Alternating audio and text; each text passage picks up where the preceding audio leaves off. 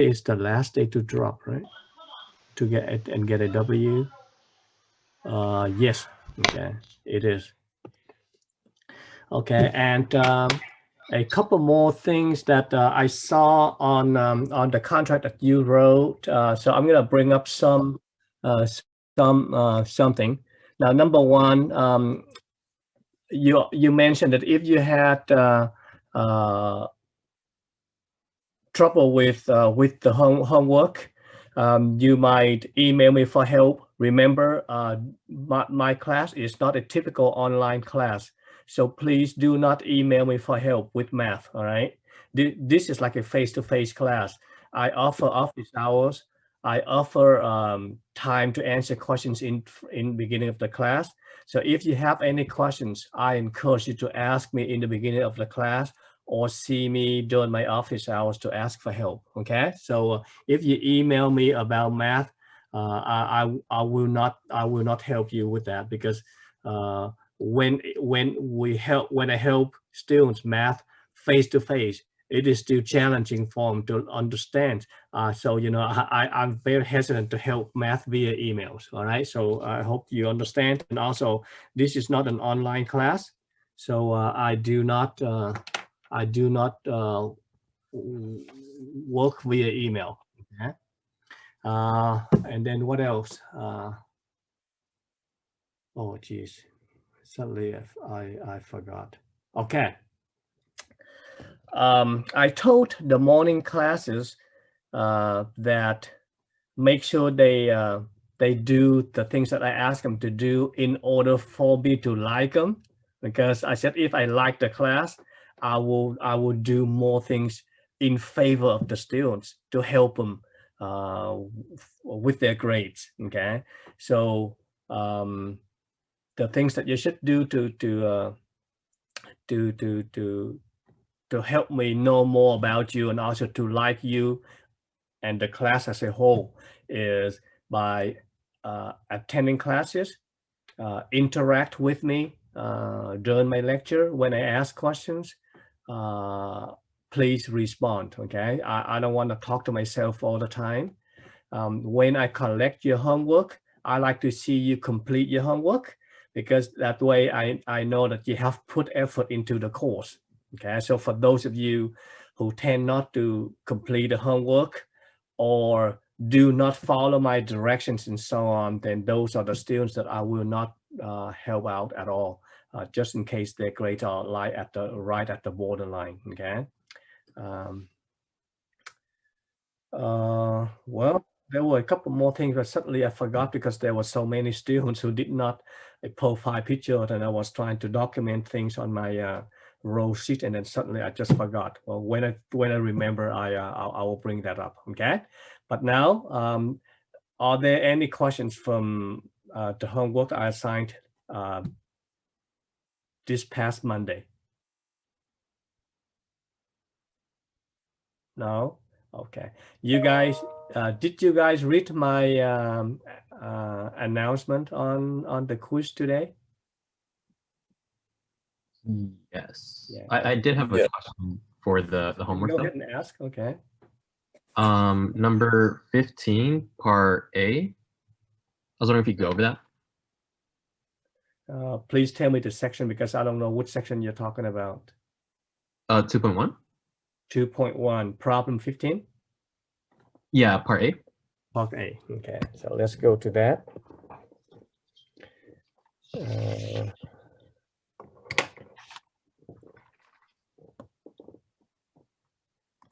Problem 15.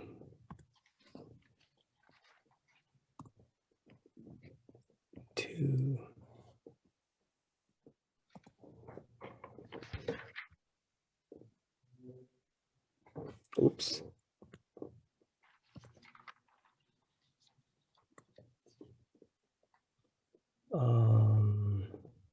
Okay. Sketching.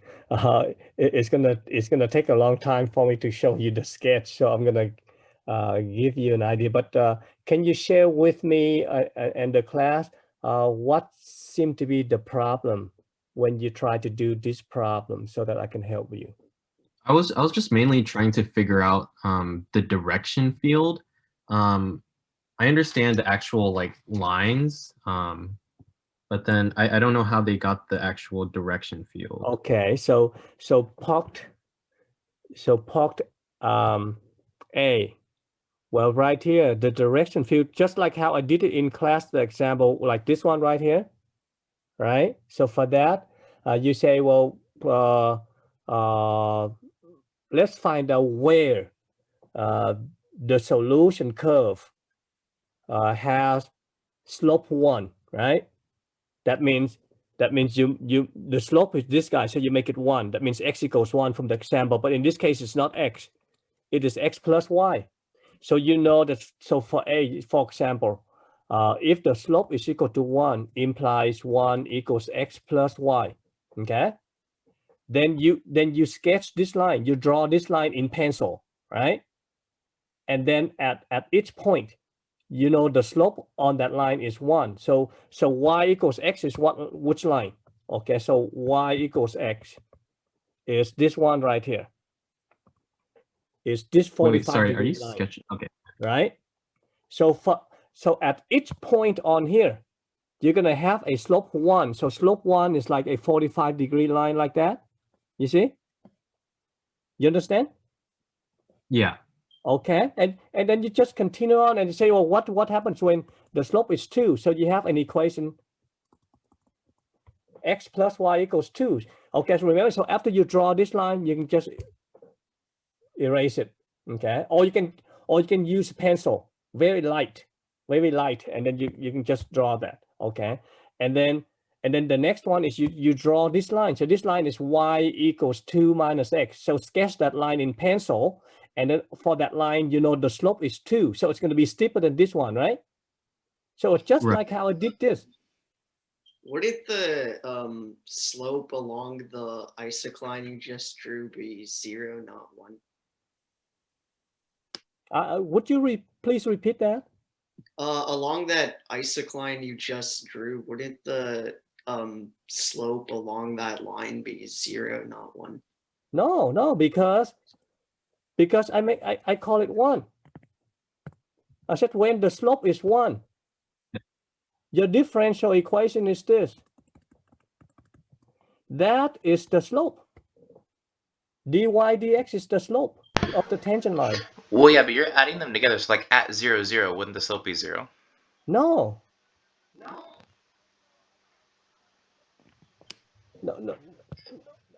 Okay, you draw that line.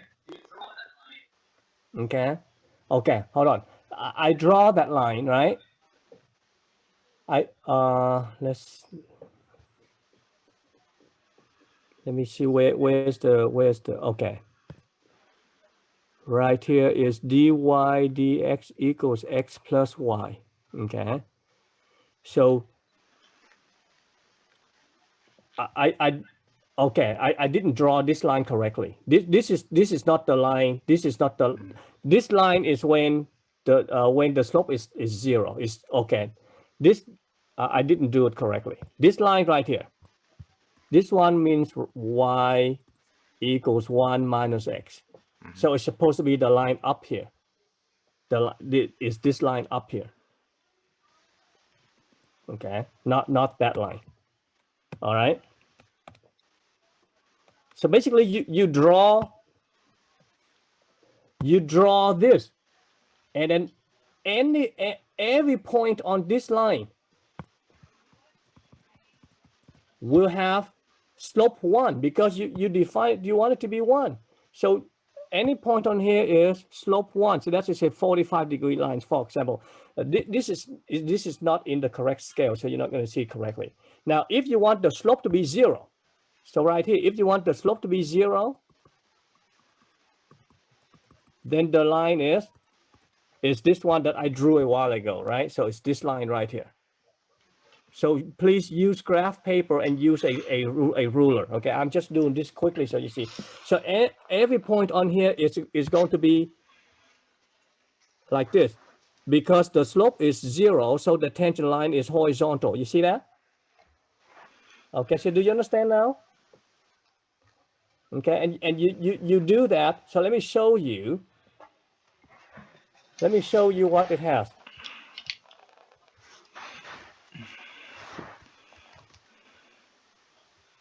Okay, so you see,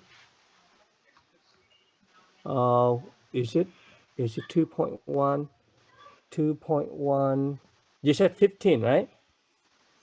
Okay, right here. You see? Yeah, number 15. Okay, so you see this line, you see this is the line y equals negative x, and all the slopes are 0, you see? And this is the line y equals 1 minus x, and you see all the slopes of the tangent lines are 1. See, you do that for a few. So in this case, the author did it from -3 to 3. Okay? So you do that. So you do that, and then you have the slope field. And then the problem says, what does it say? Construct a direction field. Okay. In each case, use this rough direction field to sketch an approximate solution curve for the IVP. Okay, what is the IVP? Y is 0 equals 1.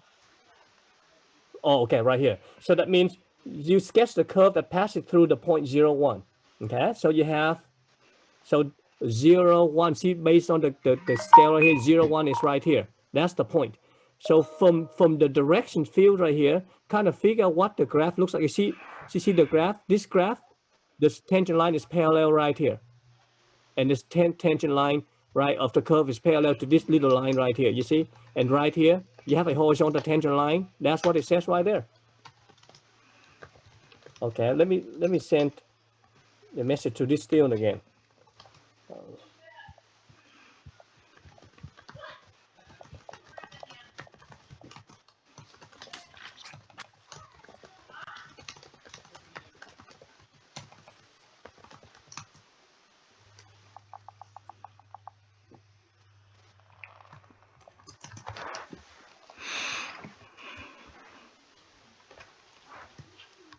Okay, so I hope I answered your question.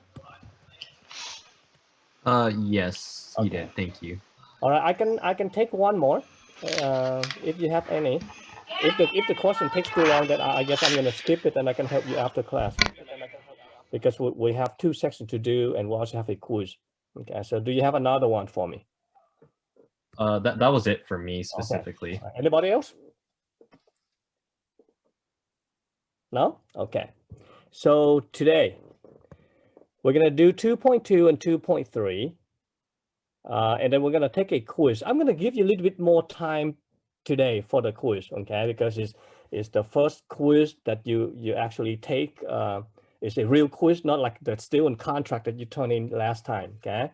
I made it multiple choice this time because I want you to get used to the way that I test you in Canvas using Pictorial, okay? So you feel more comfortable. And remember, when we take the quiz, before you take the quiz, make sure you close all the websites, everything except Canvas, okay? And then Zoom, all right? And then read the directions carefully. And the test is actually 15 minutes, but I give you 20 minutes. But when I set the time in Pictorial, I didn't set 20 minutes. I set a little bit more than that, just in case. Right? But that doesn't mean that is how much time you have, okay? So make sure you turn it in by the time I said you have 2 more minutes to turn in. If you don't, okay, will you be kicked out? Okay, and then you might not get the credit for it. Okay, so please make sure you are ready to click submit quiz to turn in. Now on the first quiz that you guys turn in, there were 3 of you who did not click submit quiz. And I said it clearly on there. The direction says, be sure to click the submit quiz before you leave.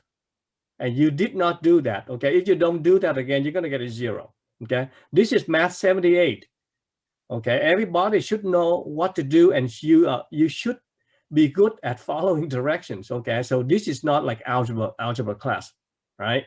Where, I have to take students' hands and walk across the street, okay? Otherwise, they get hit by a car. Okay, like at this level, this is math 70. That is the highest level of math in junior college, and this is the highest math that engineering students need to take for their major also.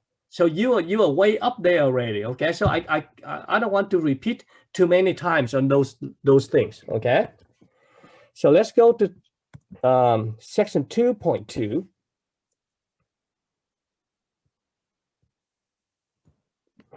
All right, so in 2.1, we use slope field or direction field to estimate a solution curve, right? So basically you get the graph of a solution. So we learn how to graph it. We learn how to approximate a solution. Now in 2.2, we're gonna learn how to find an exact solution. So like I told you before, for chapter 2, we deal with first order linear equation, okay, only. All right, so this is the easy method that you learn, and I hope you learn this one in math 72, because when I teach math 72, I teach a chapter on differential equations, which is chapter 9, and this is one of the sections in there. Okay, so for those students who had me for math 72, you should know how to do this stuff already. Okay, but you're gonna learn one more thing that was not taught, okay, in math 72, and that is something about singular or lost solution. So we're gonna look into this one more details today. All right, so how do you solve a differential equation by separating the variables? So first, let's look at this general differential equation. Okay, it's first order and it is linear. Okay, so that's the general form.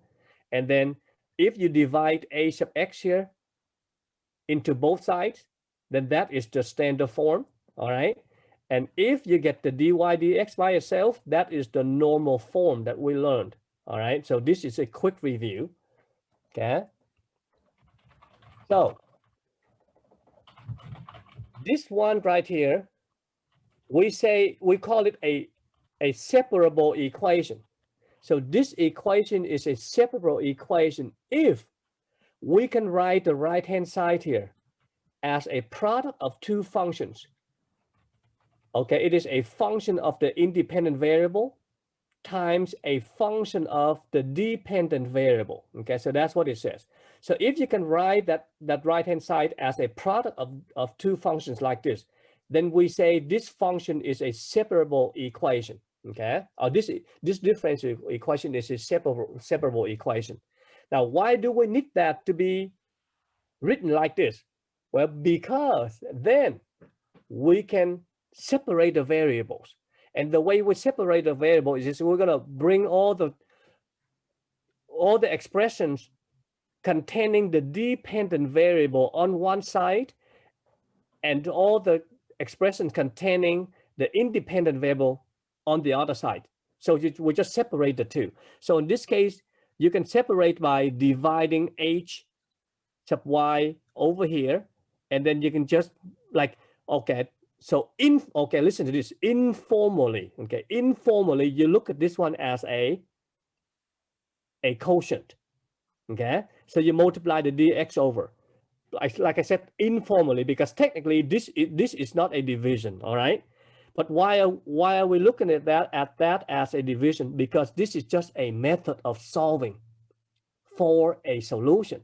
So that you can call it a trick, okay, that you use to solve the equation. All right, so please keep that in mind. This is not a quotient, it is not a division. Okay, this is the derivative of y, but we look at this one as like delta y divided by delta x. That's how you define derivative, right? That is the same as the limit as delta x approaches 0 of delta y over delta x. Okay, so we're going to separate the variables. So we have dy over h of y. And then you have the dx over, you see? So, and then when you do this, you want to make sure that h of y is not 0 because it is in the denominator. All right, okay? So I'm giving you the steps on how to solve by separating the variables here. Okay, now, once you have this, the next, you're going to integrate both sides. All right, so on the left-hand side, what you have is the integrand and then with respect to y. Now, on the right-hand side, you have this with respect to x. Please don't do this, okay? Some students, they write like this because they're being lazy, right? And then their past professors never corrected them. Okay, so this is what some students write. Like this, right? And then they write like that. Okay, it doesn't make any sense at all when you write like this. It's just like when you write a derivative, it has to be like d, and then down here is d something. So when you take an integral, it has to be an integral with respect to something. If you write like this, it is very, very improper. Okay, and if you do it too many times, I will take points off. Okay, remember, I'm teaching you math here. So I teach you how to speak and also how to write properly. And this is not proper mathematics. All right, so you write like this.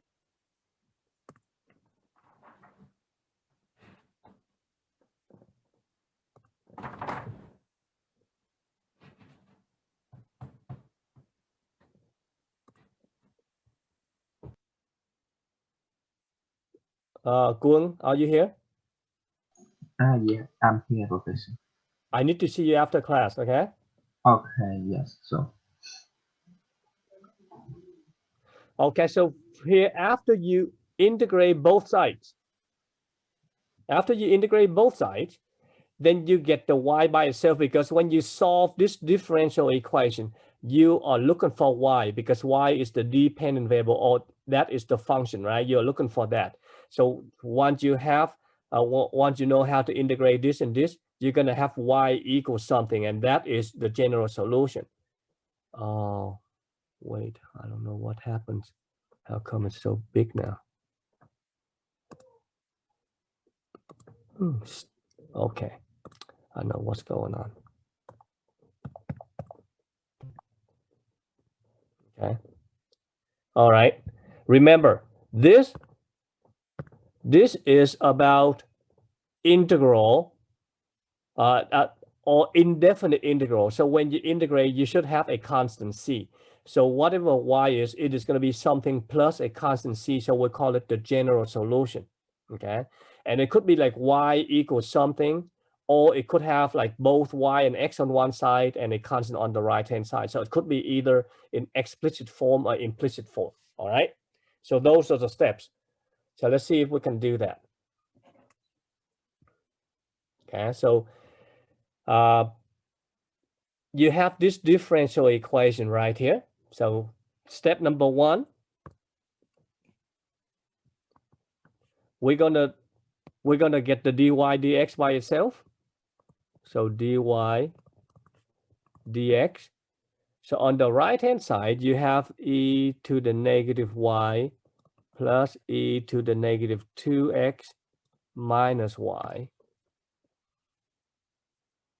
all over e to the xy. All right. Okay. So now you're gonna use your algebra skill to write the right-hand side as a product of two functions. So one way to do that is, if you look at the numerator, they have e to the negative y in common. So you factor that out. So that's going to be 1 plus e to the negative 2x. Okay. And on the bottom, you have e to the x, y. All right. So that gives you, now you're going to write it as a product of a function of x and a function of y. So that is 1 plus e to the negative 2x. My pen is acting. She is crooked when I try to. Okay, and it's e to the x, and then times e to the negative y over y. Okay, so I actually have a product of two functions here. All right, so now you just cross multiply. You cross multiply to get. Let me see. So step number 2, you're gonna separate the variables. So on the so you multiply both sides by y. Okay, so it's gonna be y over e to the negative y dy. And on the right hand side, you have 1 plus e to the negative 2x all over e to the x dx. See, so you were able to simplify. All right. And then step number 3, now you can integrate both sides. But on the left-hand side, you have y and then e to the negative y. You can rewrite it as y e to the y dy. Okay, I'm gonna write a little bit closer here. And then on the right-hand side, you can reduce that to this form.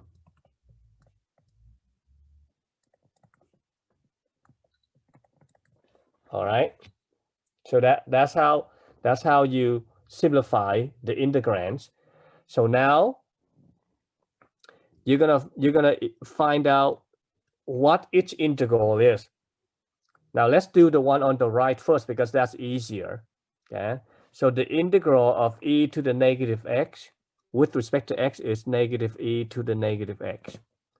And this is negative 1/3 e to the negative 3x. Because it is an indefinite integral, so you have to add a constant c. Okay, and then on the left-hand side, it's going to be another constant c, so I call it c sub 1 for now. All right. Now on the left-hand side, okay, how do you evaluate this integral? Oh, now that I remember what I wanted to say earlier in the beginning, I said I forgot. Another thing is a couple of students requested that I explain things involving calculus and pre-calculus slowly and in more details.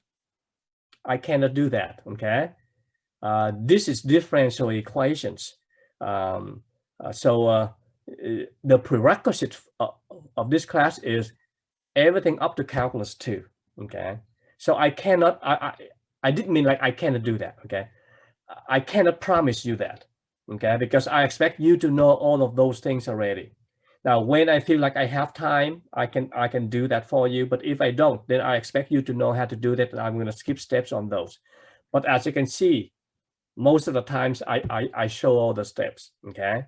But when I feel like I need to move on, then you need to fill in the gaps. Okay. And over the years of teaching, I have noticed that differential equation students do not have problem with differential equations.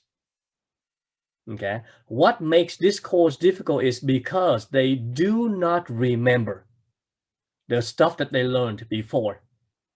You know what's like, they learn all those courses, but they could not retain the information that they learned. Calculus 2, Calculus 1, pre-calculus, geometry, algebra, all those things. But mostly Calculus 2 and pre-calculus are the two that they seem to have some difficulty with. Okay, so if you are rusty on those things, you better review. Okay, especially integrals. So for this one right here, you know that that is integrating by parts. Okay, so I'm gonna do this real quick on the right here as a quick review for you. Okay, you know that you're gonna let y, let u, so you let u be y, and dv be e to the y dy, right? So from here, you take the derivative of u with respect to y, you get 1. So 1, and then you move the dy over. And over here, you integrate both sides. The integral of e to the y dy is e to the y, okay? So you know that the integral of u dv is uv minus the integral of v du. So uv is y e to the y, and the integral of v is e to the y, and du is dy. Okay. So what you have is y e to the y minus integral of e to the y with respect to y is e to the y.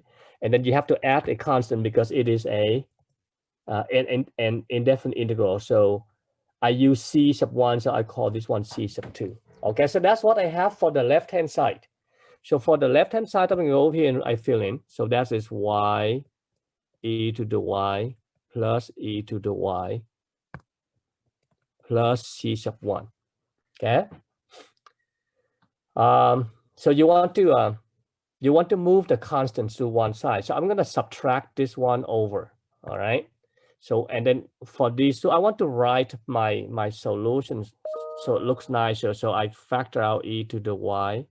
So I get y minus 1. And on the right-hand side, I have negative e to the negative x minus 1/3 e to the negative 3x. And then when I move this over, I have, oh no, that's c sub 2. I meant c sub 2, okay? That's supposed to be c sub 2. So when I bring this over, I get c sub 1 minus c sub 2. Okay, so that is c sub 1 minus c sub 2. But that is a constant minus another constant, so it should give you, okay, so what you have is e to the y, y minus 1, negative e to the negative x, minus 1/3 e to the negative 3x. And then when you subtract two constants together, you just have another constant, okay? So that is your answer. All right. Or if you don't like to see if you don't like to see the negatives here, you can just move them to the left, and then you move this to the right. It doesn't matter, okay? So you move everything to the left, or you multiply both sides by a negative 1. Okay, if you multiply both sides by negative 1, you have e to the y, 1 minus y. And then you have e to the negative x. Plus 1/3 e to the negative 3x. And when you multiply this one by negative 1, you know what? Let's call this one c sub 3. All right. Now you multiply both sides. Oh, no, just you got the idea. If I multiply negative 1 to c, you just get another constant. Do you agree? You just get another constant. Just another constant. Wait, shouldn't the e to the y multiplied by 1 minus y also be negative? Oh, wait, never mind. Never mind. Sorry. Okay. Sorry.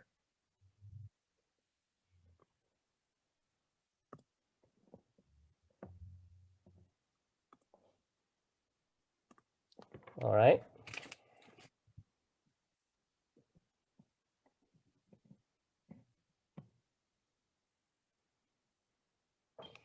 Okay. So remember this c right here. So just make a note. This c is actually equal to negative c from here. Okay, it's just a constant. So when you multiply a number to a constant, you get another constant. See, when you add or subtract two constants, you get another constant. That's all. You just label them differently if you like. All right. Okay. Example 2.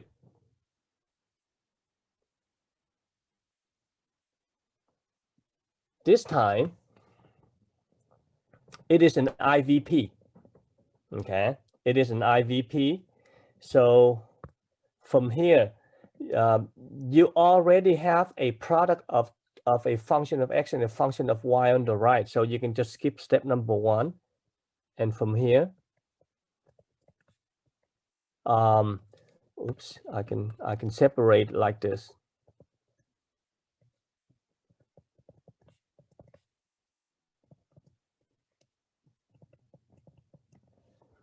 All right.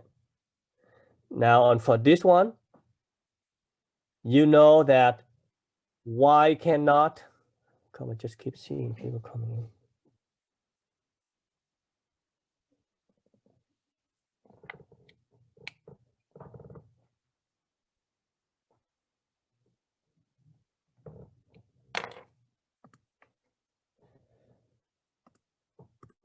Okay, so here you know that y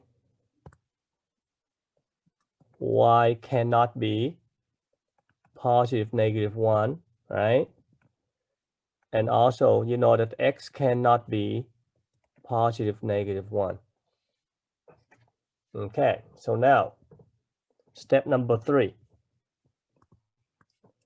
You're going to integrate both sides.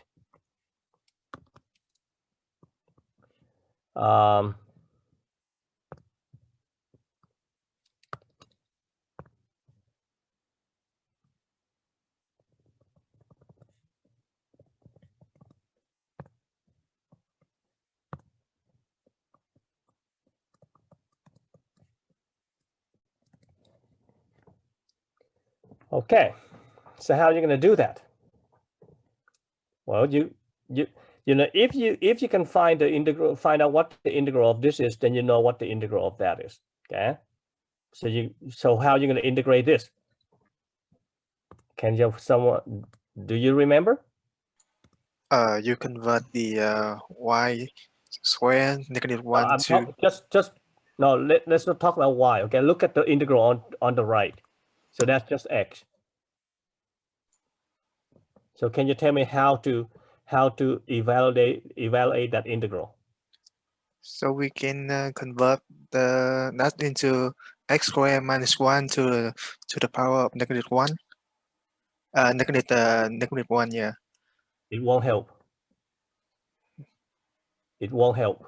You separate it 1 over x squared and then minus 1, and then you integrate it like that. Okay, so what do you call it? You remember the name? I don't know. Okay, anybody else? Can you try? Like partial fraction decomposition. Partial fractions, very good. I have someone here, I don't know who that is. It's trying to get in. See, now you see, that's why, you know, when students come in late, you know, they really disrupt the class. Okay, so you're going to use partial fractions to do this.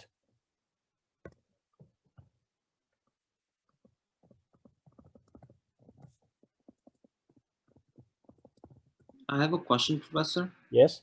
For partial fractions, doesn't that mean it's the numerator that has multiple terms that are added or subtracted from each other? No. When you have a rational function, when you integrate a rational function, then most of the times you decompose it into smaller fractions. Okay, so that is section 7.4. Okay, section 7.4 of chapter 7 in calculus 2. If you took that class from EVC, okay, and you still have the book is in there. Okay, so I cannot review this stuff until I will get to chapter 7 of this class. You're gonna need partial fractions. So if you don't remember, you better review that now. Okay, So you're gonna take 1 over x squared minus 1 dx.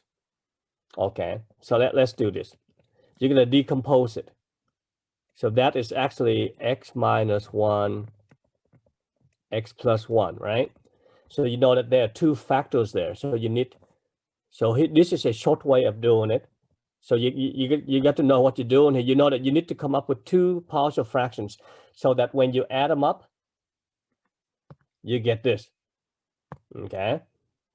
So that is going to be, so I'm first I guess. Okay. So I'm going to guess a 1 here and a 1 here. I'm going to put x plus 1, x minus 1 here. Now you know that when you combine these two, you're going to find the least common denominator, right? Okay, so it's like this. Okay. So if you combine these two, you multiply the top and the bottom here by x plus 1 and the top and the bottom here by x minus 1. Okay. So you have x plus 1 here and then plus x minus 1, you get 2. You get 2. And you don't have 2, you have only 1. So you need to multiply. Okay. Now if you combine these two and you multiply by 1/2, you're going to have this. Okay. So that's just a short way of doing it. So if you spend a lot of time doing that, and if you took the class from me, you should know how to do it like this. But the more structured way of doing it is remember you put like a over this factor plus b over this factor, and then you find a and b. Okay, so please go back to your notes and do that. Okay, so now, so the integral. So from here, then what happens? The integral of 1 over x squared minus 1 with respect to x is the same as 1/2 times the integral of 1 over x minus 1 with respect to x plus the integral of 1 over x plus 1 with respect to x. All right, so what do you get? You get 1/2. What is the integral of 1 over x minus 1 with respect to x? Log of x minus 1. I'm going to use the letter L like this. No, it's not ln of x minus 1. You're missing something. Something very important. Absolute value. Lord. Thank you. Yeah. Absolute value.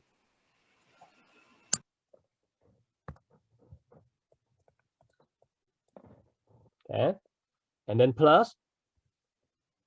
The second one is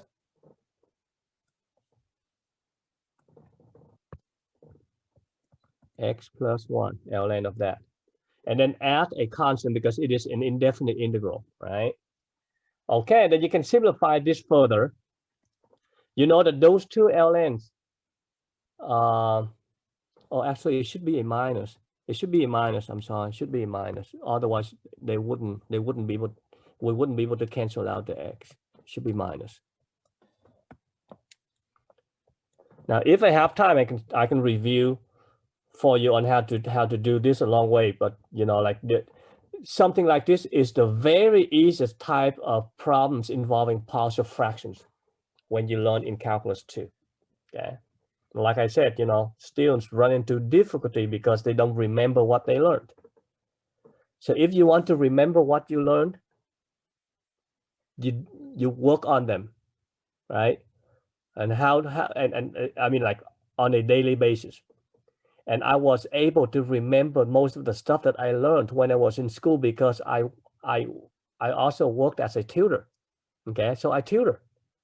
So other students come in and ask me every day. So that's what helps me remember the stuff that I learned. So inside here you have a difference of 2 ln's. That is actually ln of the quotient, right? So that's ln of the quotient. So that's ln of the quotient of these two, right? And then you have that 1/2 out here. You can bring it inside.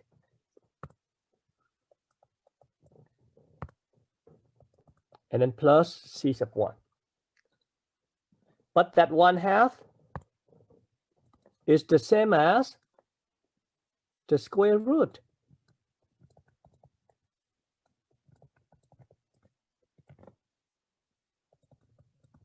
So you know that the left-hand side looks like the one on the right-hand side, right? So the left-hand side, so with that, you can just take it back. And you know that the left-hand side is going to be ln of the absolute, not absolute, but the square root of y minus 1 over y plus 1 plus a constant. And on the right-hand side, you have ln of square root of this plus a constant. Okay. And then you can subtract this constant over. Do they have to be absolute value? Yes. Because if you didn't put absolute value around, what if this one was negative? You cannot have ln of negative. I mean, when you rewrote it for the plus C2 and plus C1 Where? part. Where? On the left. Right here? On the left of the green. Right here? Yeah. I don't have absolute value. Oh, yes, I have. I need absolute value. Thank you. Yeah. Okay, there. Okay. Yeah, I just missed them. Okay. All right. So now you're gonna subtract. You're gonna subtract this over. Right. So what you have is ln of the square root of the absolute value. Not x. And then on the right-hand side, you get ln of the absolute value. Okay, you have this square root of the absolute value. And then C sub 1 minus C sub 2 is just another constant. I call it C sub 3 for now. Okay. So remember, I'm trying to get y. I'm trying to solve for y, right? So, so what should you do? How do you get rid of the ln? You do E. You do E. All right. Okay. If you took the class, a class from me, can you tell me the word that we use to describe that? Let me see. This is my first class with you, so I'm not sure. Okay. So when you say you do E, you mean like this? Exponential. Like that, right? Yeah, like that. Okay. So exponentiate both sides. First time you have me, but you should have heard that from your former math professors too. We say we exponentiate both sides. Okay. So if I ask you what are we gonna do next, you say we exponentiate both sides with base e. Okay, remember when you have an equation, you can take the square root both sides. You can square both sides. Here you say we exponentiate both sides with base e. Okay. I hope you remember that. You're gonna hear that over and you see that over and over in this class. Okay.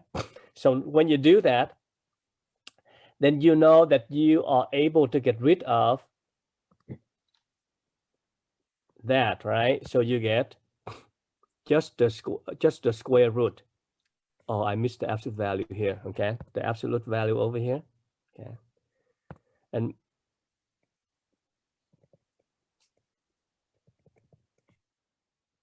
now, so I hope that if you put yourself in my position, when you grade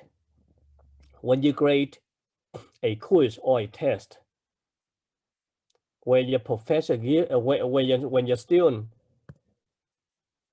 does a problem like this, it has a lot of steps, and if you are not neat and you write the work all over, you know, it's going to be very hard to grade. Okay, and when you are not neat and your work is all over, and I try to give you as much partial credit as possible, but because you don't organize your work and I have a hard time following and understanding your work, chances are you're not going to get much partial credit from me, or maybe even you even get a 0 because I do not understand what you're doing. Okay. Oh, with that being said, now I remember another thing that I wanted to say when I read your contract. One student shared that he learned this stuff, some of this stuff already before from San Jose State, so he might do something that he already knows, and it might not look like the way that I teach in class, and there might be a problem with that. Okay, because if you do the way that you learned, if the way that you learned is the universal way, the way that we do math, okay, because math is a universal language, okay, then I have the problem with that. But if you do something that is totally different from what I've taught you, okay, so I don't know whether you did it or you copied it somewhere. So I might ask you to justify your work, okay?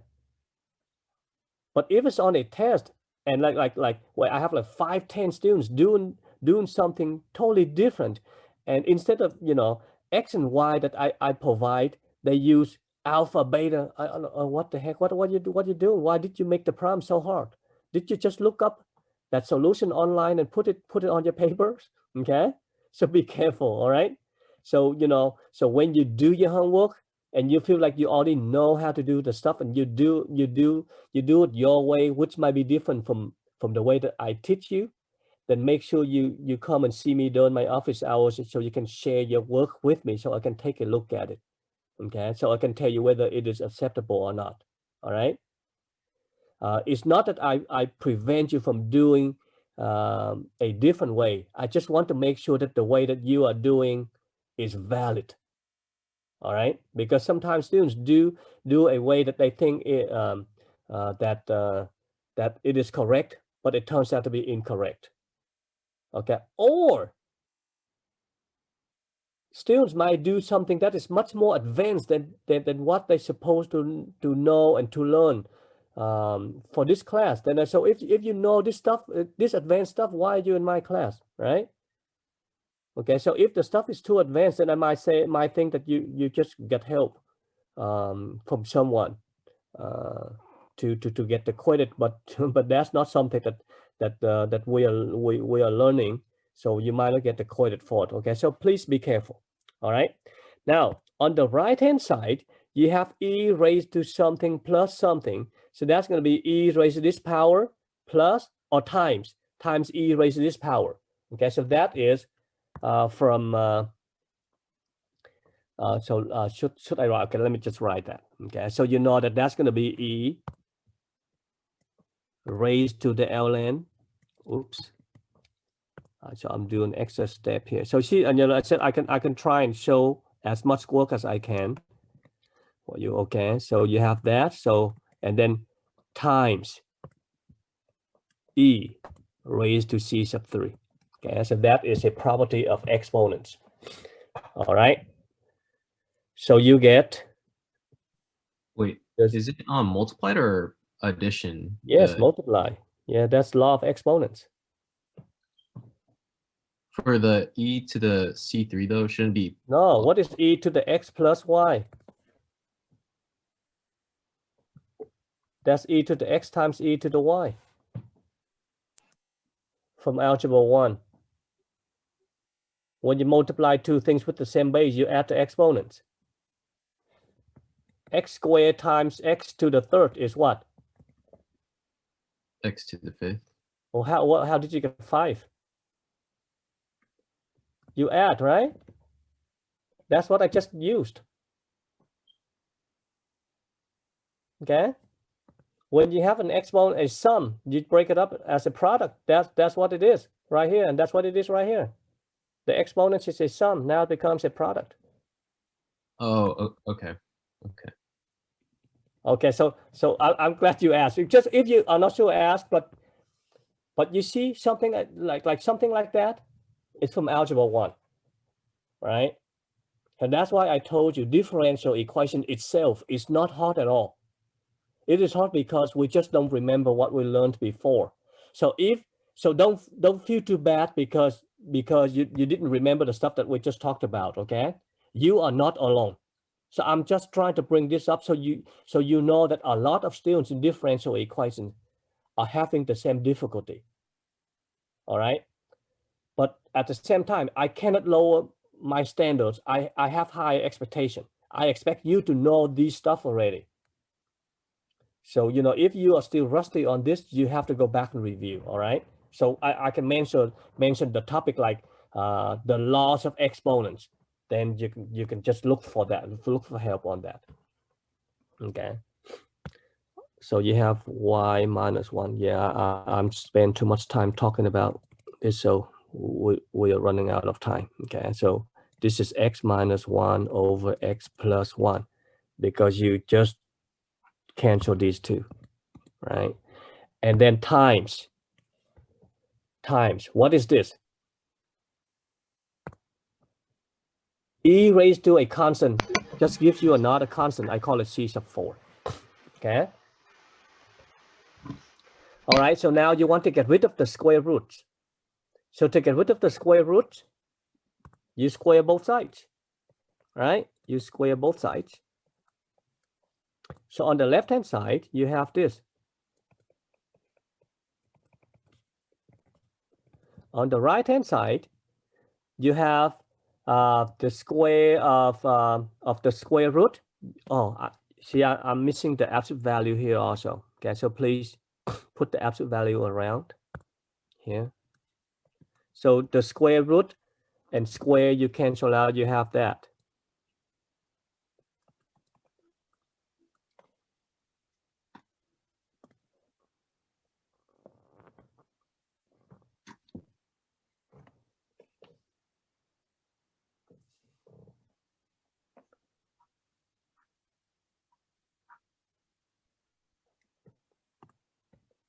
Okay, and then you have times C sub 4 square. Tiffany, can you hear me? Tiffany?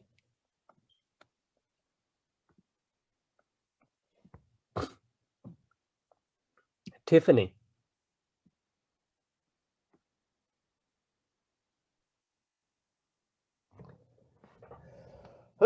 Excuse me. Bless you. Thank you.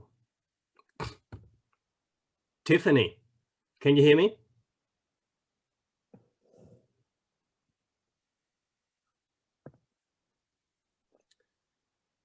I don't know. Real quickly, are we allowed to turn C4 squared into C5? That's what we should do. Yeah, that's what we should do. Okay. So C sub 4 square is call it C sub 5. Okay. Okay. Okay. So Tiffany, can you hear me?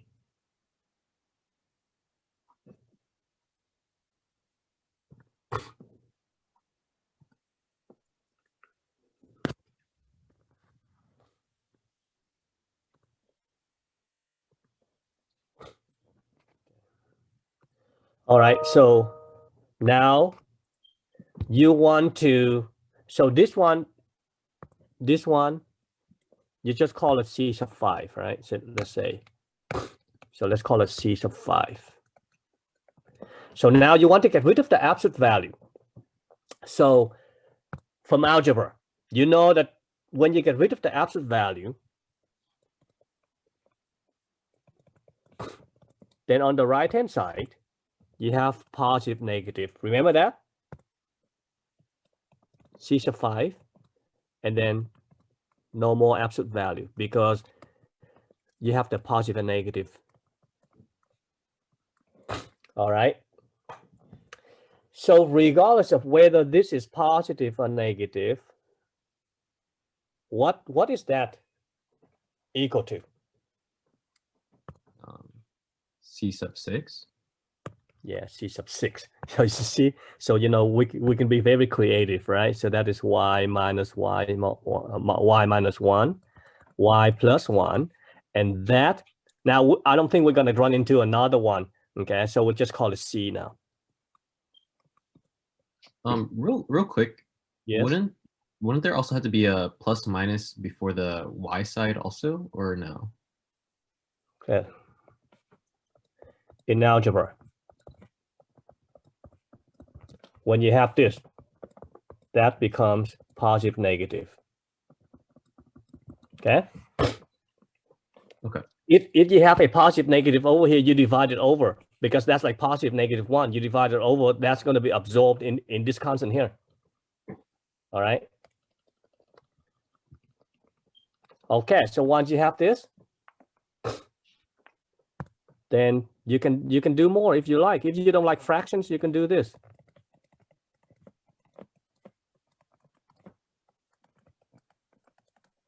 Okay. But remember, we are solving an IVP. When we have an IVP, we have to use this initial condition right here to find out what the constant C is, okay, to get a particular solution. So for this problem right here, we are looking for one solution. We call it a particular solution. Whereas the previous example, we were looking for the general solution, okay? So right here, we know, so now, use this condition to find C. All right, so this is X, this is Y, right? So I'm gonna plug those values in here. So Y is 2 minus 1 is 1. X is 2 minus 2 plus 1 is 3. And on the right, you get C. 2 minus 1 is 1. 2 plus 1 is 3. So from here, you know that C is equal to 1. Okay, so you have Y minus 1, X plus 1 equals 1 times, so C is 1, so we're not going to write. All right, so at this point right here, it depends on what the direction is saying when I give you this problem on the quiz on the test. If I say find an explicit solution, that means you have to get the Y by itself.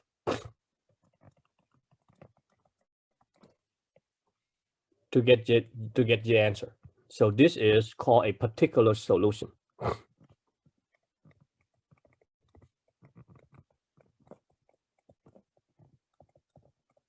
Okay.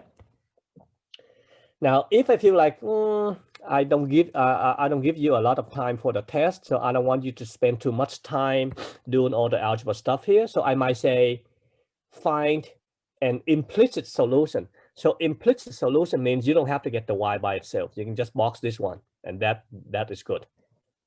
Do you understand the difference between explicit and implicit solution now? Yeah. So if I say explicit, then make sure you get the Y by itself. And when you get the Y by itself, that means like on the right-hand side cannot contain any Y. Okay, so only a Y on the left and everything else on the right will be in terms of X. Okay. All right. Let's go to example 3 on page 49, because it's very important for you to know what that is about. Okay, so let's go to example 3. Okay, right here. And we're going to talk about this. lost solution or singular solution, okay? Because sometimes when you solve and you get the general solution like this, and we think that these are all the solutions that the equation has. But sometimes it is not true. Sometimes you also get some solutions that do not belong to this family right here. But through the process of solving, we did not see those solutions. Okay, that's why we call such solutions as lost solutions or singular solutions. Okay, so what does that mean? If you read, see right here, when you separate the variables and solve, notice that y equals 2 or y equals -2 make this denominator 0, right? Okay, so you have to be careful with that. Okay, so when you see that, and then make a note of that, so it's very important. Okay, so make a note of that and then come back and deal with that later. Now let's go ahead and solve. And when after you solve, go through all the steps to solve, and that gives you this. So that is the general solution.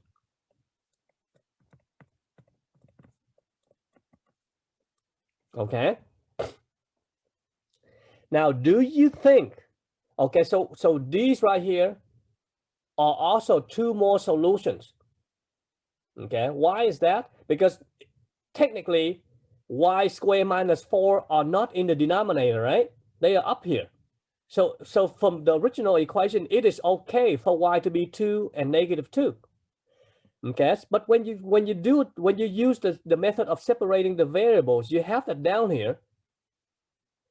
Then y equals 2 and y equals -2 might be two solutions that you might not get from the general solutions.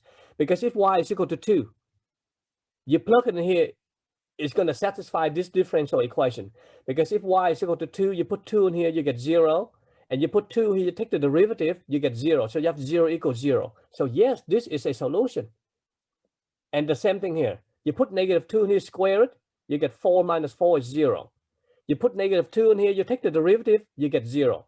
So 0 equals 0 is a true statement. So this also satisfies this differential equation. So these are 2 solutions of this differential equation. Now we're going to find out, see if you can get those from the general solution. From here, you see, if you let C be 0, that's out. That's out, right? Then y is equal to 2. So you know that this solution right here, you can get that from here when C is equal to 0. But what about this one? Can you get this? Can you get that from here?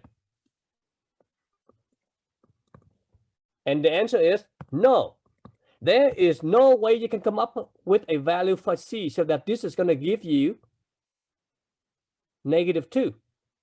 So you know that in this case, the solutions of the differential equation is this one right here for any value C and also this guy. So you have this general solution and also this solution. Together will give you all the solutions of the differential equation.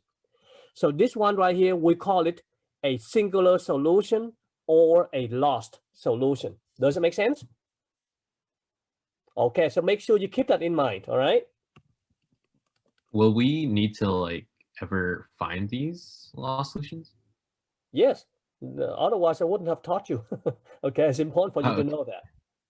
Okay. So when you solve a differential equation, you have to give me all the solutions.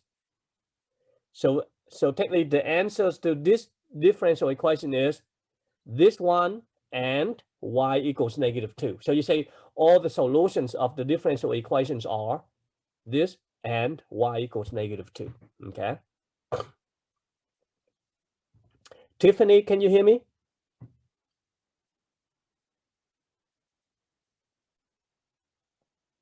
Tiffany.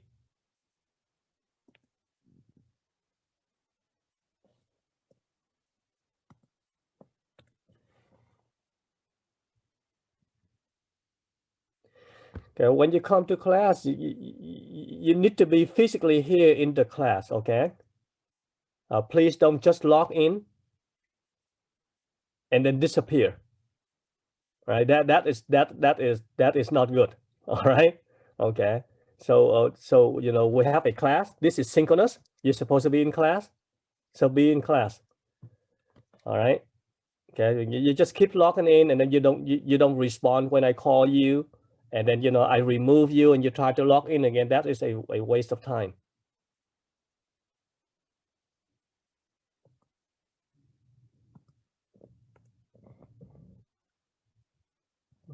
Okay. So now let's go to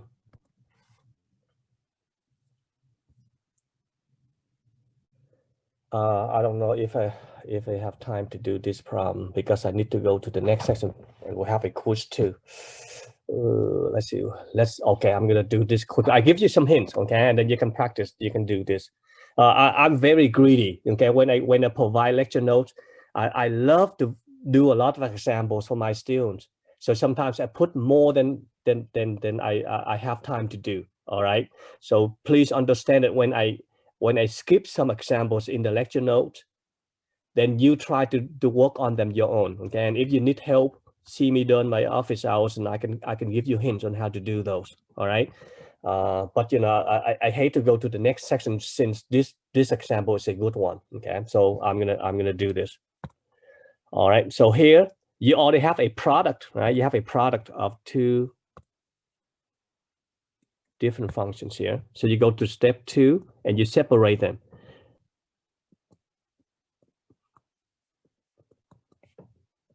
All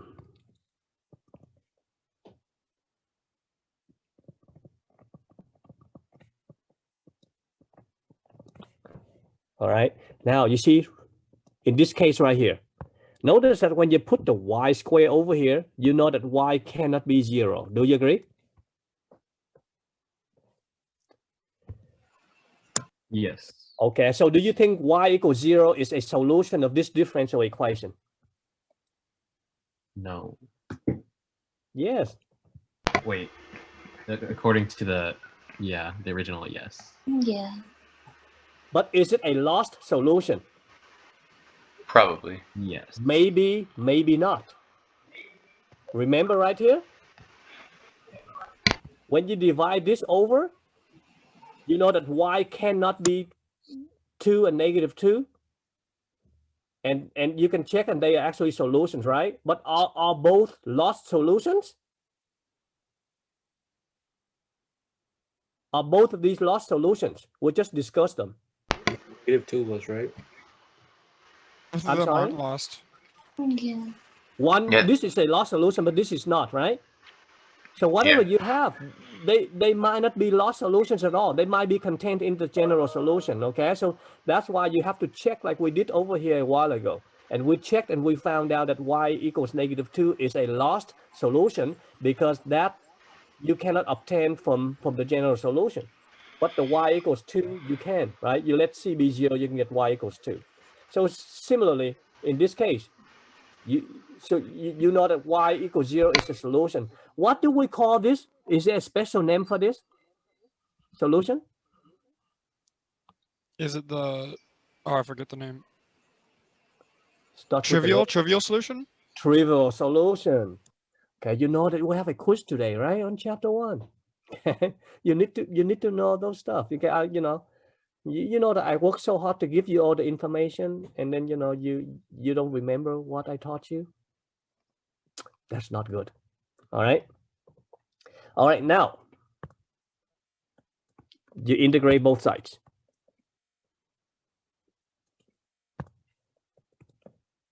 So you can write this one as this.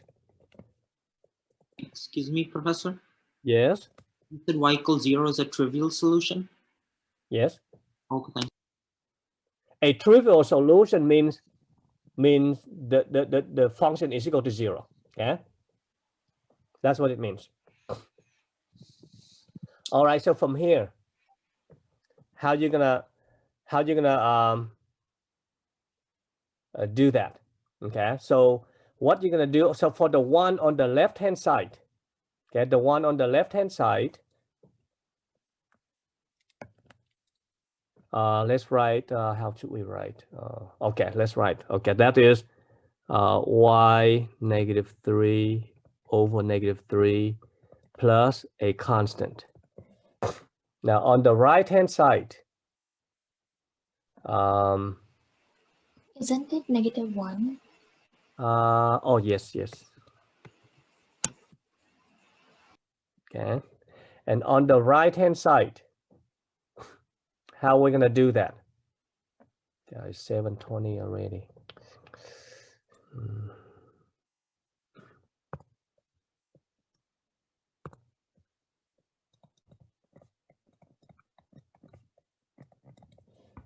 Let me look at the schedule real quick.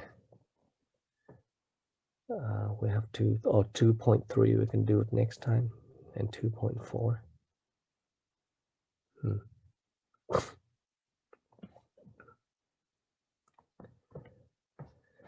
Okay. I'm thinking, see, I'm debating, see whether I should go ahead and do this problem or I wait until a later time. Okay, because this problem right here involves the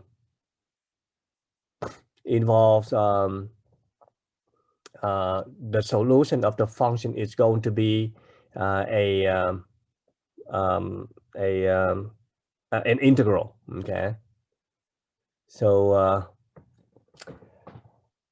that's why I put it right here and I say read example 5. Let's see if it is easy for you to understand when you read it. If it is, then I'm going to leave it, stop right here and let you read example 5, see if you can do that. Okay, so here's something similar, right?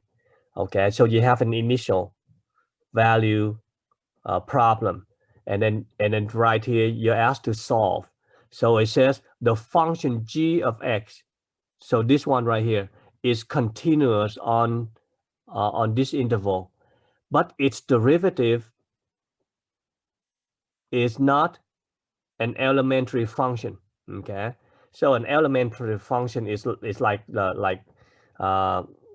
a regular function like x something, or an algebraic function basically. Okay, something that you learn in pre-calculus, except like ln or e. See, ln or e, all of those we call them transcendental functions. Okay, so what they do is they're going to use a letter t as a dummy variable. Okay, to turn the integral. So instead of the integral with respect to x, they're going to take the integral with respect to t, and then they just use this initial condition right here, okay, to do that, and they go from 0 to x.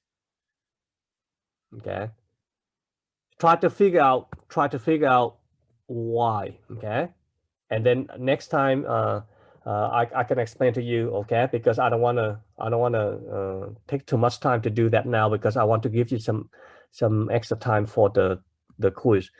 By the way, our class ends at 7:50, right? Yeah, I yeah, believe and this is 7:50. and it's 7:50, right? So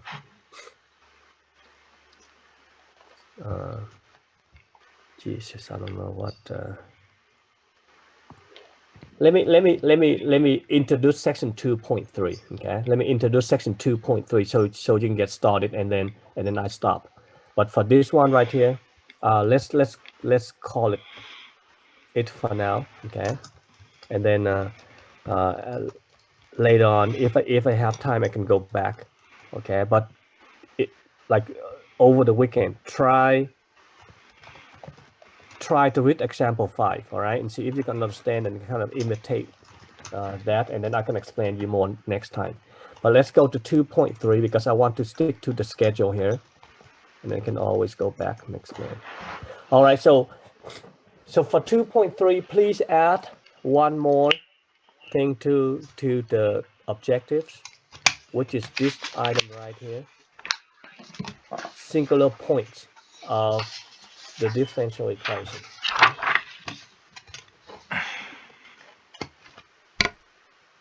All right.